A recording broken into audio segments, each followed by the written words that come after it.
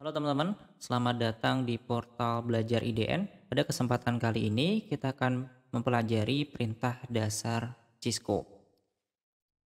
Nah, di dalam video ini kita akan coba belajar terkait dengan mode konfigurasi yang ada di Cisco. Kemudian kita coba implementasikan beberapa komen dan bagaimana nanti melakukan verifikasinya. Oke, langsung saja kita coba akses perangkat Cisco-nya. Di video sebelumnya, kita sudah belajar bagaimana cara akses Cisco dan bagaimana cara menggunakan Cisco Packet Tracer. Untuk prakteknya nanti, teman-teman bisa gunakan perangkat asli, yang bisa menggunakan router, bisa juga menggunakan switch.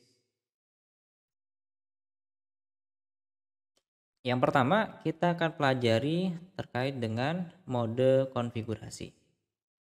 Jadi di Cisco ada 3 mode konfigurasi yang perlu kita pahami ketika kita pengen melakukan konfigurasi di perangkat supaya tidak keliru.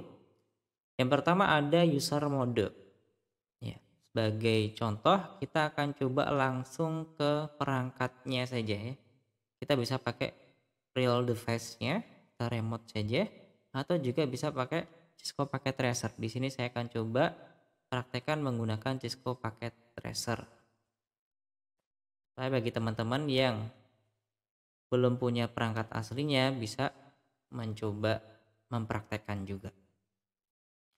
Nah, di Packet Tracer ini tampilan masih kosong ya. Kita coba tambahkan perangkat baru, perangkat Cisco. Contoh di sini kita akan tambahkan switch seri 2960. Ini sebagai contoh saja. Nah, cara aksesnya itu kan kita bisa gunakan konsol, bisa menggunakan remote, atau bisa menggunakan tablet ataupun SSH. Pada kali ini kita coba akan langsung melakukan konsol. Kalau di Packet Tracer bisa langsung klik perangkatnya, kemudian masuk ke command line interface. Ya, perhatikan di sini, ini kalau kita gunakan Cisco Packet Tracer. Nah, kalau kita gunakan switch asli, bisa juga ya kita pakai switch asli. Bisa kita search menggunakan putih misalkan, kemudian kita konsol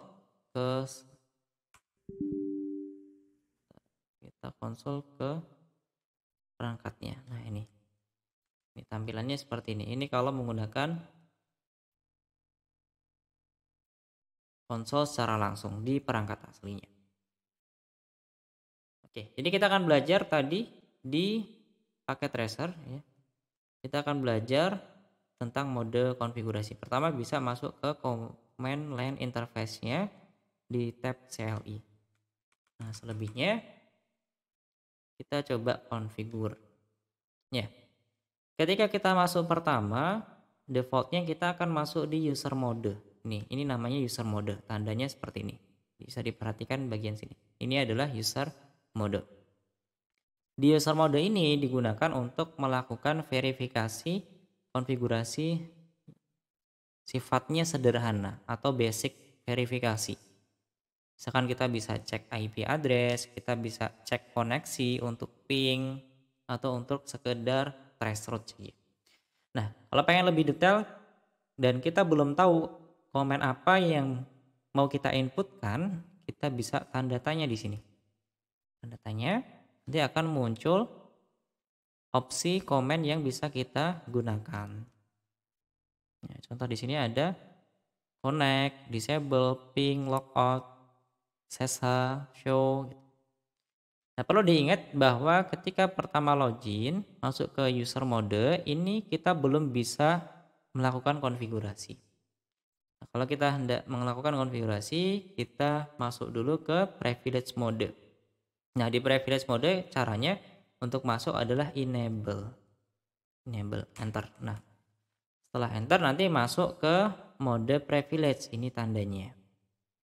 Di privilege mode fungsinya adalah untuk melakukan verifikasi juga. Cuman verifikasinya ini lebih detail. Kita juga bisa lakukan manajemen file seperti untuk save, untuk reset, untuk copy ataupun sekedar untuk menghapus konfigurasi. Itu bisa dilakukan di dalam privilege mode. Tandanya pagar seperti ini. Kemudian kalau pengen tahu komen apa aja yang bisa diinputkan di sini bisa tanda tanya. Tanda tanya nanti muncul option-option komen yang bisa kita inputkan. Nah, cuman di privilege mode ini juga belum bisa lakukan settingan atau konfigurasi. Caranya kalau pengen melakukan konfigurasi masuknya di global config. Komennya adalah configure terminal. Seperti ini, enter. Nah, tandanya adalah switch config. Ini artinya kita sudah masuk di global configuration. Nah, di mode global configuration ini kita bisa melakukan konfigurasi, menambah, menghapus atau mengedit settingan yang sudah ada. Kalau pengen tahu ya tanda tanya saja. Jadi sebenarnya kita nggak perlu menghafal komen-komennya. Kita bisa lakukan tanda tanya di situ. Jadi secara umum dibagi 3 ya. Jadi ada user mode, defaultnya masuk di sini user mode, tandanya seperti ini. Suite ini nama hostname-nya ya. Suite itu nama hostname-nya. Jadi bisa jadi berubah ketika hostname-nya diganti. Kemudian privilege mode, untuk masuk ke privilege mode caranya adalah enable. Nanti masuk ke privilege. Dari privilege kalau pengen masuk ke global user mode itu pertama masuknya di user mode.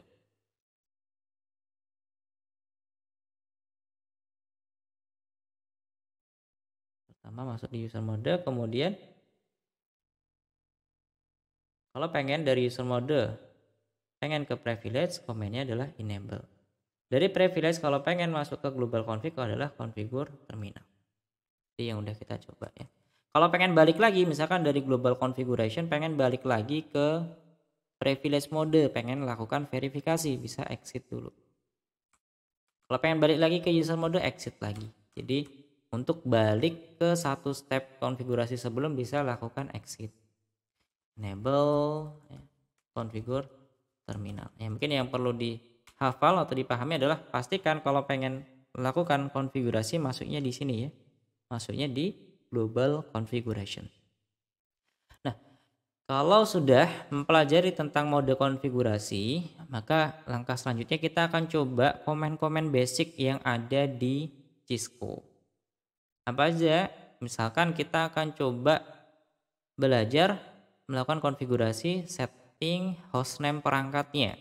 Kemudian kita bisa setting juga password daripada perangkat tersebut. Nah, caranya kita cobain ya.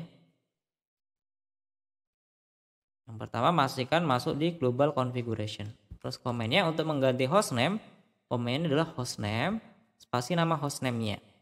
Ya, hostname di sini terserah kita mau inputkan hostname-nya seperti apa.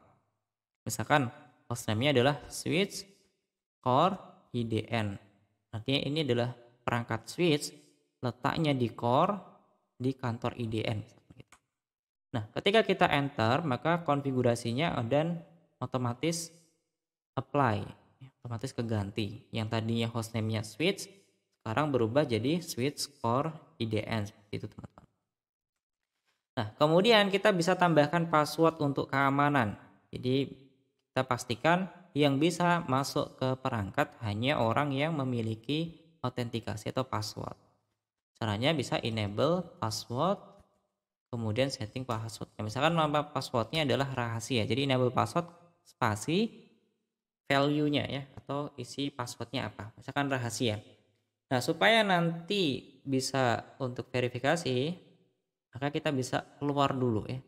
Exit lagi. Nah, begitu nanti kita masuk dari user mode ke privilege, kita akan diminta password. Nah, passwordnya adalah rahasia. Nah, baru bisa. Ini untuk keamanan. Ini penting untuk keamanan. Kemudian kita configure terminal.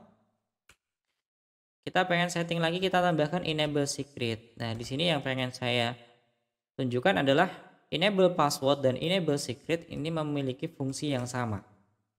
Tetapi ketika kita inputkan dua-duanya, baik enable password dan enable secret, yang digunakan adalah yang enable secretnya. Yang digunakan adalah yang enable secretnya dibandingkan enable password.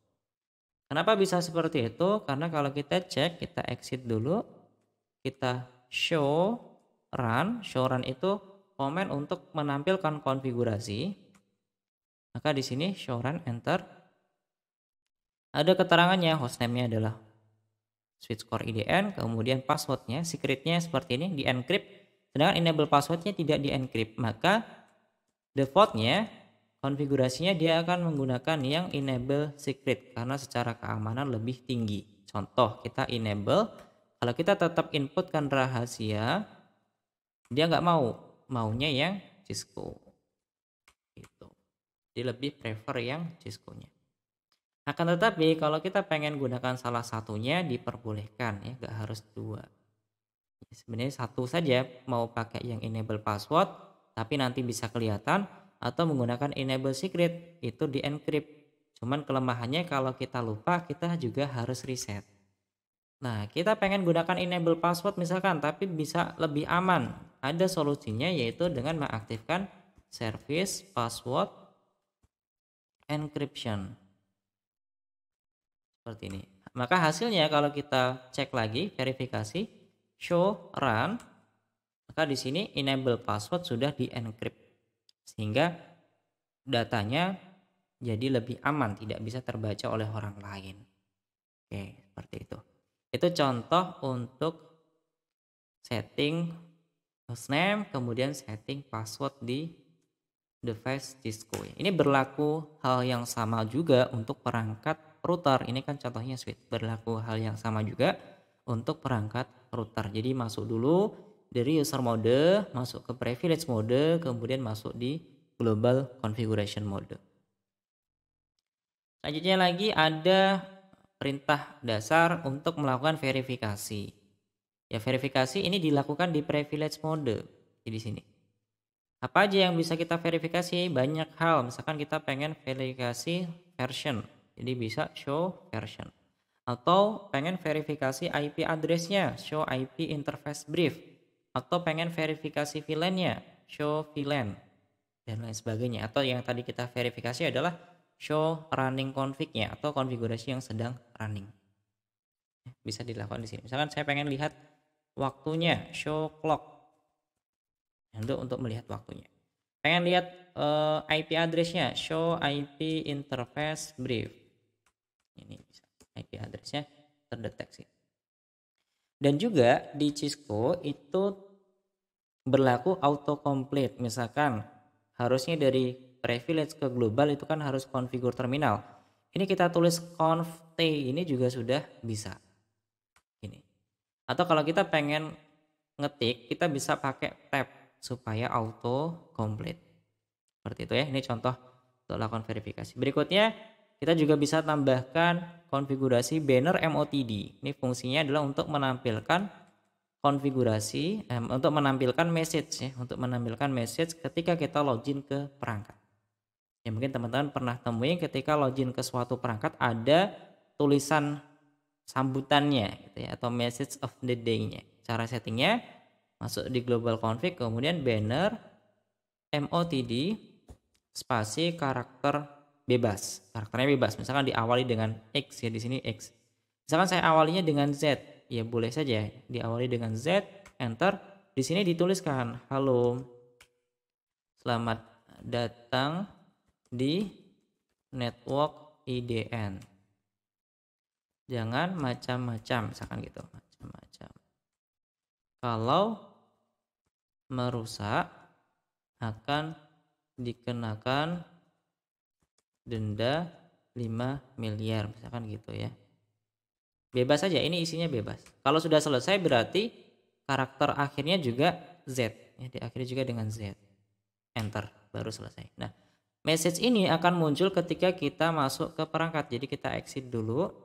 Begitu kita masuk, di sini ada muncul, halo selamat datang di networknya IDN, jangan macam-macam, kalau merusak akan dikenakan denda 5 miliar, misalkan gitu. Ya, ini bisa isi message-nya, informasi sebuah network itu punya siapa, ownernya siapa. Dan biasanya peringatan jangan masuk tanpa izin dan lain sebagainya. Itu namanya banner MOTD. Berikutnya ada juga konfigurasi-konfigurasi yang lain, nanti dipelajari di training CCNA, kan lebih detail lagi. Ini hanya sebatas basicnya. Nah, tak lupa juga di Cisco itu konfigurasinya tidak auto save. Jadi kita perlu lakukan save konfigurasi secara manual. Artinya konfigurasi ini hanya berlaku temporary saja sampai perangkatnya mati. Jadi ketika restart, config-nya belum di save, konfigurasinya bakal hilang. Sayang banget gitu ya. Nah, supaya tidak hilang, supaya tersimpan secara permanen, kita bisa simpan komennya adalah write. Komen ini bisa juga dituliskan dengan komen yang lebih lengkap, copy running config atau run gitu ya, copy running config ke dalam startup config. Nah, ini kalau kita nggak tahu tab saja, tab. Nah, enter. Ini juga sama fungsinya. Write itu artinya dia akan nge-copy konfigurasi yang sedang running ke dalam file namanya startup config. Sama, kalau kita pakai copy juga sama, cuman copy ini lebih bisa spesifik. Jadi fungsinya sama. Tujuannya ketika perangkatnya mati, ya dia akan tetap di load dengan konfigurasi terakhir kali kita save. Gitu ya. Jadi jangan lupa untuk menyimpan konfigurasi Cisco teman-teman sebelum ditinggal pergi gitu ya.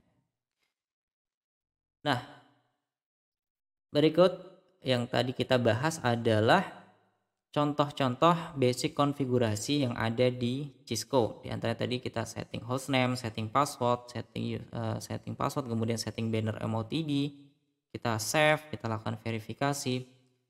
Di materi berikutnya di training CCNA 20301, ya IDN menyediakan training untuk teman-teman belajar lebih lanjut mengenai materi-materi Cisco. Ya nggak cuma terkait dengan network fundamental dan basic Cisco saja, tapi di situ akan dipelajari juga mulai materi dari IP connectivity, network access ya, network access itu mempelajari tentang teknologi switch, ada VLAN, kemudian trunking, inter-VLAN routing, router on stick.